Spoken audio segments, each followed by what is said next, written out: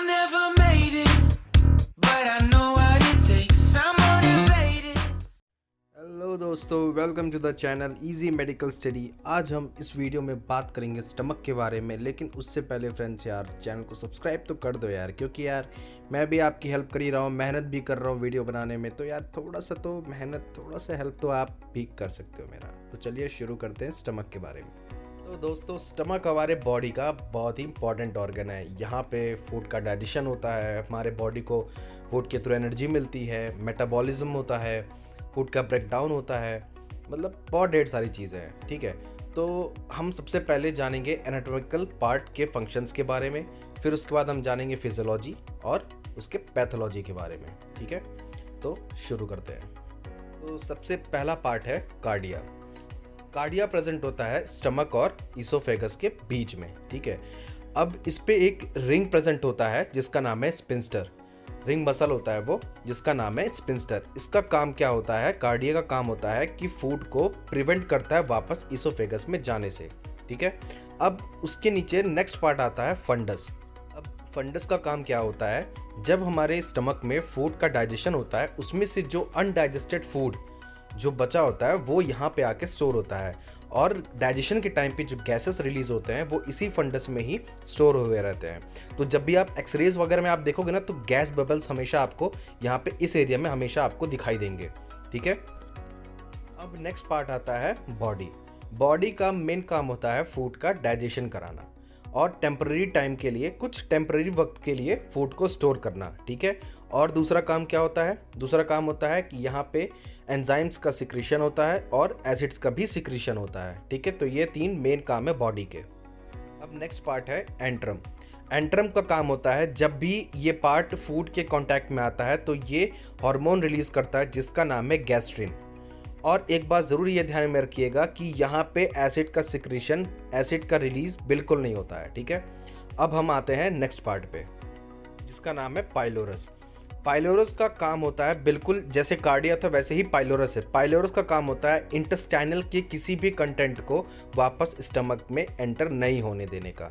तो ये थे स्टमक के पार्ट्स और उनके मेन फंक्शंस। ठीक है, आपको एक मस्त फैक्ट के बारे में बताता हूँ। अब स्टमक का जो एसिड होता है ना, उसका पीएच लेवल बैटरी के एसिड से बस थोड़ा सा ही डिफरेंस है। सोचिए, इसीलिए किसी भी चीज़ को, स्टमक का जो गैस्ट्रिक एसिड होता है, किसी भी चीज़ को आराम से डाइजेस्ट कर सकता है। तो अब एक बात तो ध्यान में तो आती ही ज़रूर होगी कि जब इतना ज़्यादा एसिडिक है ये, तो हमारे स्टमक बचा कैसे रहता है। तो उसके बारे में हम आगे भी बात करेंगे, लेकिन यार अगर यहाँ तक समझ में आए तो लाइक वीडियो को ज़रूर कर देना। ठीक है, अब हम बात करते हैं बेसिक हिस्टोलॉजी के बारे में, स्टमक की हिस्टोलॉजी के बारे में। तो उसमें से सबसे पहला सेल आता है, पहला लेयर, जिसका नाम है फोविलार सेल या फिर म्यूकस सरफेस सेल। ये रिलीज़ करता है एक म्यूकस लेयर, मतलब बॉडी के इनर लाइनिंग सरफेस पे एक म्यूकस लेयर बना देता है और ये प्रोटेक्ट करता है स्टमक एसिड से। फिर नेक्स्ट सेल आता है जिसको हम बोलते हैं म्यूकस नेक सेल। म्यूकस नेक सेल रिलीज़ करता है एक प्रोटीन जिसका नाम है म्यूसिन, और ये स्टमक के ग्लैंड्स को प्रोटेक्ट करता है। फिर नेक्स्ट सेल आता है parietal cell. Parietal cells release दो चीज़ करते हैं, intrinsic factor and HCl। Intrinsic factor help करता है विटामिन B12 मतलब कि उसके एब्जॉर्प्शन में। दूसरा है HCl रिलीज करता है और इसके स्टिमुलेटिंग फैक्टर है गैस्ट्रिन, हिस्टामिन, ACH। ठीक है, नेक्स्ट सेल आता है चीफ सेल। चीफ सेल का काम होता है, ये रिलीज करता है पेप्सिनोजन, और पेप्सिनोजन किस में हेल्प करता है? ये हेल्प करता है फूड के डाइजेशन में। नेक्स्ट सेल है जी सेल। जी सेल मोस्टली प्रेजेंट होता है एंट्रम में। ठीक है, और इसका काम होता है गैस्ट्रिन को रिलीज करना। ठीक है, और जैसे ऊपर अभी हमने बताया कि गैस्ट्रिन स्टिमुलेट करता है HCl को। ठीक है, तो गैस्ट्रिन क्या है? स्टिमुलेटिंग फैक्टर है HCl का, और यही HCl जो है एक इनहिबिटरी फैक्टर है गैस्ट्रिन का, कि अगर HCl का अमाउंट अगर लो हो जाता है, अगर हाई हो जाता है सॉरी, तो बॉडी अपने आप ऑटोमेटिकली गैस्ट्रिन को कम करती है। अब हम बात करते हैं स्टमक के फैक्टर्स के बारे में।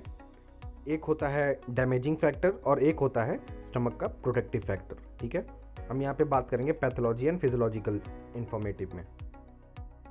एक हो गया डैमेजिंग फैक्टर और एक हो गया प्रोटेक्टिव फैक्टर। डैमेजिंग फैक्टर में कौन कौन से फैक्टर्स आते हैं? एक हो गया HCl, स्मोकिंग या फिर ड्रग्स में एनासाइड्स, अल्कोहल या फिर H. पाइलोरी बैक्टीरिया इन्फेक्शन, ठीक है। और अब आते हैं प्रोटेक्टिव फैक्टर्स के बारे में कि कौन से ऐसे प्रोटेक्टिव फैक्टर्स हैं जो हमें इन चीज़ों से बचाती हैं। तो पहला है एपिथेलियल रीजनरेशन। इसका मतलब कि स्टमक की जो इनर लाइनिंग होती है वो रैपिड टर्नओवर होता है। अगर मान लो किसी कारण से अगर सेल डैमेज होता है तो ये तुरंत का तुरंत रीजनरेट कर जाती हैं। फिर दूसरा फैक्टर आता है HCO3 बाइकार्बोनेट का काम क्या होता है? बाइकार्बोनेट का काम होता है ये एसिड के सिक्रीशन के साथ इंटरफेयर करता है।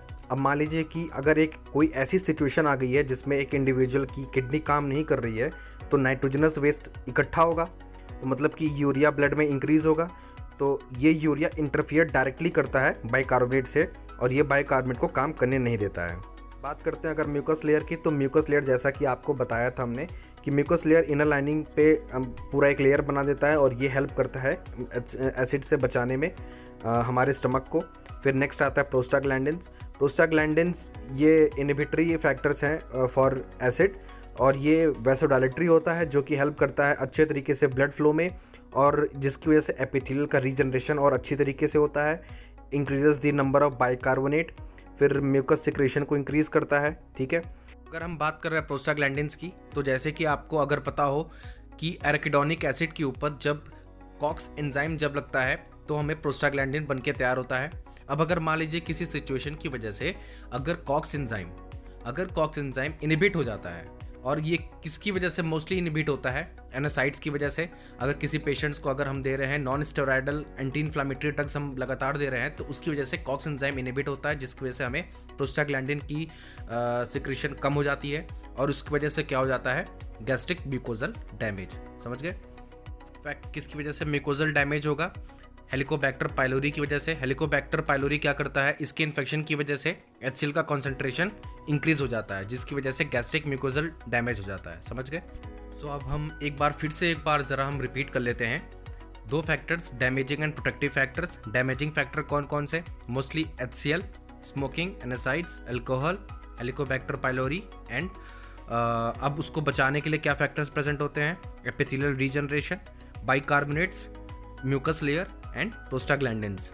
एपिथेलियल रीजनरेशन की वजह से, रैपिड रीजनरेशन की वजह से अगर सेल्स को हल्का फुल्का डैमेज होता है, जो भी डैमेज होता है तो तुरंत सेल्स रीजनरेट होते हैं। बाइकार्बोनेट ये एसिड्स पे इनहिबिटरी होते हैं। म्यूकस लेयर, जैसे कि आपको बताया कि ये एक म्यूकस लेयर लाइनिंग बना देते हैं जिसकी वजह से एसिड से हमें बचा लेते हैं। और प्रोस्टाग्लैंडिन्स ये क्या करते हैं? ये एपिथेलियल रीजनरेशन में हेल्प करते हैं, बाइकार्बोनेट के नंबर्स को इंक्रीज़ करते हैं और म्यूकस सिक्रीशन को भी इंक्रीज़ करता है, ठीक है। और ये एसिड के लिए इनहिबिटरी फैक्टर होता है। समझ गए? सो अगर आपको ये वीडियो आपके लिए हेल्पफुल रहा हो तो यार लाइक तो ज़रूर कर देना यार प्लीज़, और चैनल को भी सब्सक्राइब कर देना और बेल आइकन भी दबा देना। अगर सब्सक्राइब नहीं कर रहे हो वीडियो देखने के बाद भी और आपको ये समझ में आ रहा है, हेल्पफुल भी हो रहा है, और सब्सक्राइब नहीं कर रहे हो, लाइक नहीं कर रहे हो, तो यार ये बहुत गलत बात है। तो लाइक तो ज़रूर कर देना और फिर मिलते हैं हम नेक्स्ट वीडियो में। बात करेंगे हम स्टमक अल्सर के बारे में। तब तक के लिए जय हिंद, जय भारत।